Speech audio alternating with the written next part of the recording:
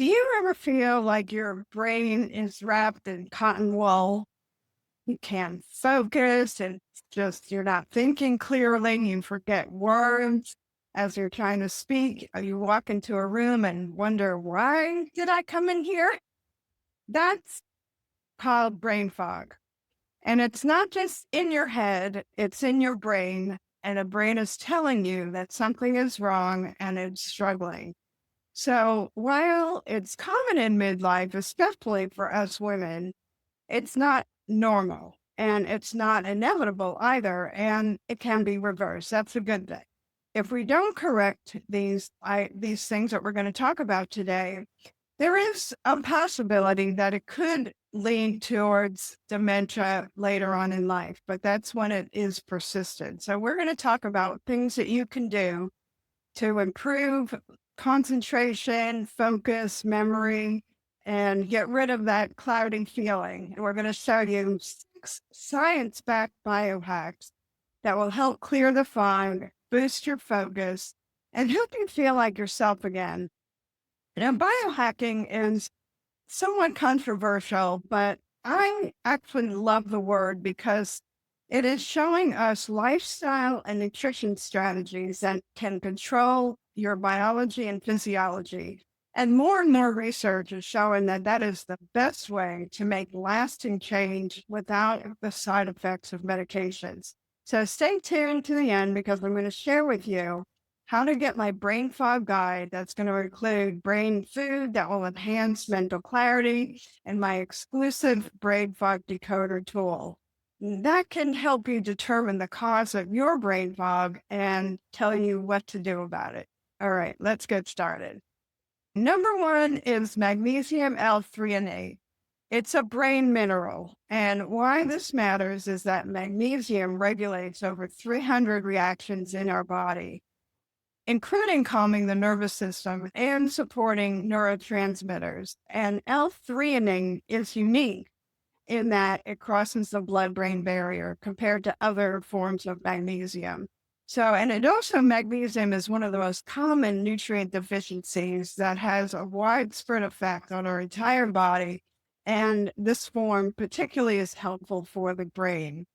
So research at MIT discovered that magnesium L-threonate increases the connections in your brain's memory center, and it also helps improve learning. So those are based on human trials. They have done some animal trials and human trials, and I think that's really exciting because it's one of the few nutrients that's really proven to physically change brain structure and function. So how it links to brain fog is when there are different lifestyle factors such as long-term chronic stress, poor sleep, that can deplete magnesium. And also there are some common medications that when taken over a period of time, they can deplete magnesium as well. And they're very common in midlife. Things like blood pressure diuretics or proton pump inhibitors like Primoseq. And a lot of people in midlife tend to take those for an extensive period of time, and that can lead to this magnesium depletion, leave you feeling anxious, tired, and foggy the longer that you're on that. So what can you do to correct this? You can take magnesium-rich foods like spinach, pumpkin seeds, almonds, and I would strongly recommend that you consider supplementing with 1 to 2 grams of this magnesium L-threonate in divided doses. And taking it in the evening is helpful because a lot of the brain repair is going on at night. Okay, so that's number 1. The next one is omega-3 fatty acids. And omega-3 fatty acids act as an anti-inflammatory brain fuel. And our brain is 60% fat. So it's very prone to inflammation from lifestyle, from not getting enough sleep, from alcohol, from the processed foods, a lot of things that are part of our lifestyle. And in midlife, it does seem to catch up with us. So the omega-3 fatty acids has one of the components is DHA. And that one particularly is essential for memory and mood. So a lot of research on this, and the Fingers study, which was done in Finland, so I guess that's named after that, in 2014, looked at over 1,200 older adults that were at risk for cognitive decline, and they gave them omega-3s and some lifestyle changes. They found that they preserved memory and executive cognitive function significantly better than the control group. So, why are omega 3s so important? Because brain fog isn't just about memory. Like I was saying, the inflammation plays a huge role. And because omega 3s can calm inflammation specifically in the brain and throughout the body, but in the brain, it can actually build brain tissue. So, low omega 3s lead to slower thinking, low mood, and poor focus. And that's another thing too, is many people that have brain fog also experience some depression, and the omega-3s can help overcome that. So practical tip is eating at least 2 servings of fatty fish. That includes things like salmon, tuna, mackerel, trout. Those are all fatty fish. Sardines. I know in America, not people don't eat those as much, but I'm here in Croatia right now, and a lot of these fish are eaten fresh, and they're not canned, and they taste so much different. But anyway, you can figure out which ones work for you. Most of my patients that are in the United States love salmon, and everybody loves salmon. So 1 to 2,000 milligrams of EPA plus DHA. If you're going to take supplements, then look for ones that are certified mercury-free and make sure it has enough DHA in it. Okay, so that's number 2. Number 3 is neuroplasticity. This is kind of a new finding about our brain and how it functions as we age, as we get older. Because I know when I was in school, we were taught the brain is fixed. You have a certain amount of neurons that develop that you were born with. And by the time you're a certain age, your brain is, that's about all the brain power that you get. And when they were talking about addiction and smoking, I remember seeing commercials about frying your brain, and once it's gone, then those nerves are gone, it's gone. But the good news is that in the 1990s, they started looking at different models of brain injury, and they found that when the brain was injured, often adjacent areas of the cortex could reorganize and take over those lost functions. So, continued studies have demonstrated that the adult brain can form new connections, generate new neurons, and even rewire itself after injury. So, things like stroke that cause a loss of brain function can be improved with intensive therapy. Even meditation and mindfulness studies have shown an increase in the gray matter in the brain with persistent practice. Other things like learning a new skill can significantly improve the pathways in your brain and help with brain fog. And also social connections is another one. So if you're not staying at home all the time and just watching TV and you're not connecting with anyone, you're in danger of having long-term brain issues. So things like connecting socially, even if it's with animals. So that's another thing, that taking care of an animal seems to be the same as having these social connections and learning new things. So by learning a new skill, that could even be learning a new language and practicing meditation, connecting socially. All of these things, about even up to 15 minutes a day, can make a significant difference in brain fog and brain memory and learning and rewiring back to an earlier state and help improve, because we're always rewiring. We can rewire and make it better, and we can rewire and worsen our state. So let's actually make it better. All right. Number 4 is sleep optimization. And because sleep is a detox mechanism for our entire body, we regenerate throughout the night. And we have a special system that they discovered in 2013 that the brain has its own detox mechanisms, and it's called the glymphatic system. We have the lymphatic system in our body, and the start with a G, lymphatic system in our brain, because it is run by glial cells, starts with a G. All right, and it clears the amyloid plaques during our deep sleep, especially in deep sleep. So if you're a very light sleeper and you're getting fragmented sleep, you're at risk of developing increased memory problems and brain fog and additional memory issues. So the important thing is to figure out how you can improve your sleep.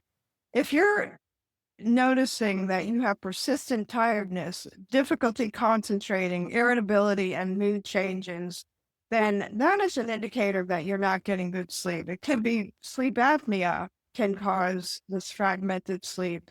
Too much alcohol, caffeine, all of those kind of things can affect your sleep. So a lot of holistic practitioners now consider sleep the single most important lifestyle factor for our well-being and certainly for our brain. So having a consistent bedtime does seem to make a difference. If you know, if your body and mind are kind of about 11 o'clock, 12, whatever it is, 10, some people go to bed at 9. And whatever time it is, make it consistent from day to day, approximately.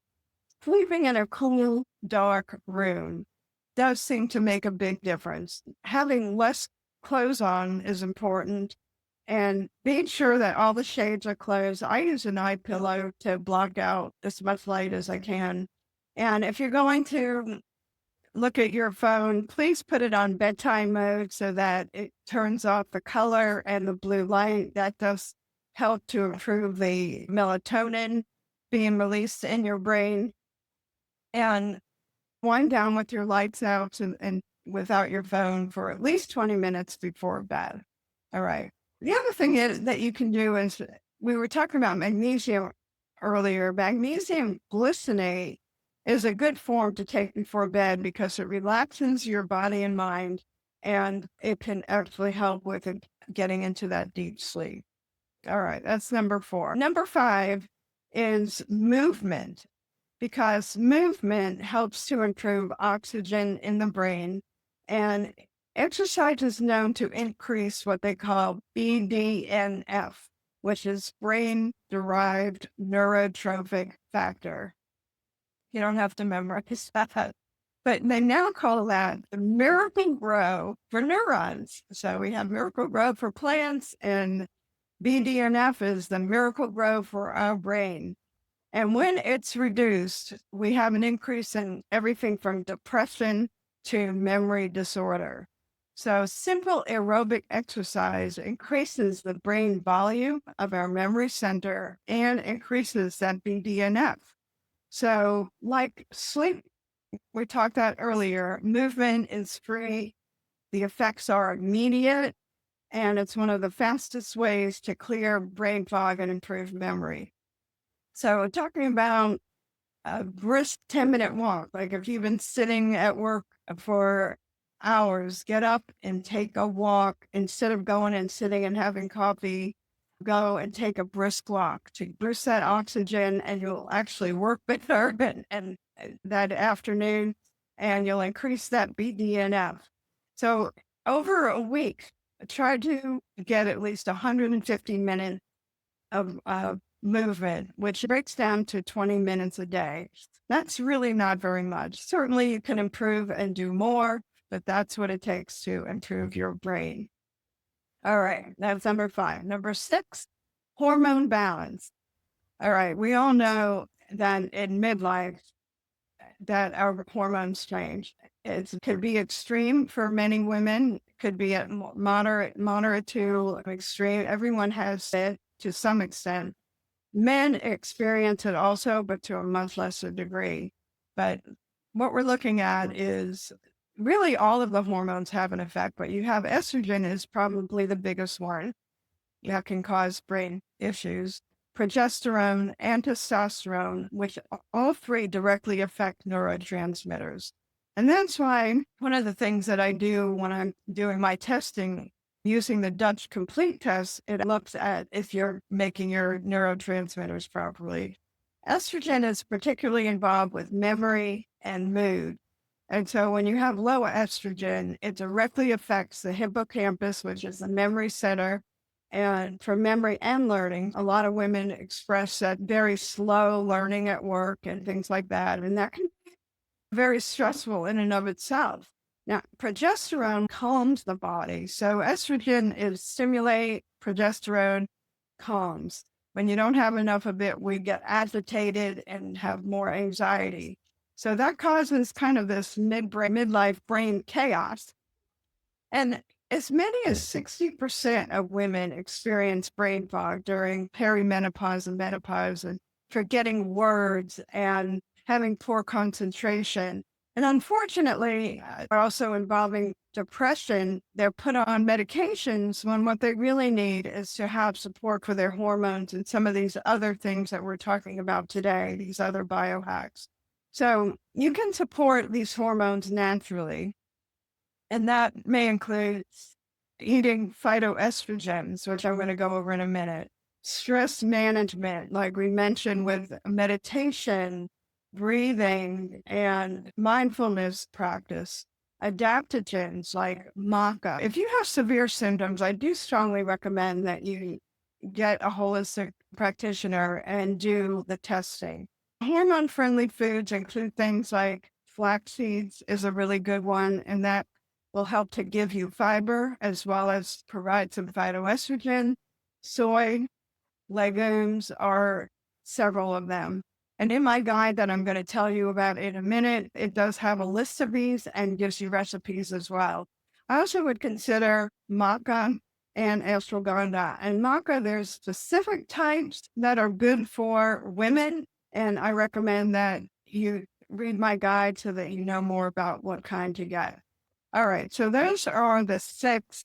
And when we have brain fog and memory issues, it's just not about getting older. All of these things are reversible. It's just a signal that your brain needs more support. So we want to give you the ways to give that support. These biohacks, magnesium, omega-3s, neuroplasticity training, better sleep, movement, hormone balance, can truly clear the fog and sharpen your focus and protect your memory for decades. And they work pretty quickly. If you'd like my complete brain fog guide that includes brain food for mental clarity and a brain fog decoder tool that determines what your main causes are and how to fix them, I did put a link in the description to my Conscious Aging SKOOL where you can get this brain fog guide, and it's all free. All right. Look for you on the next video.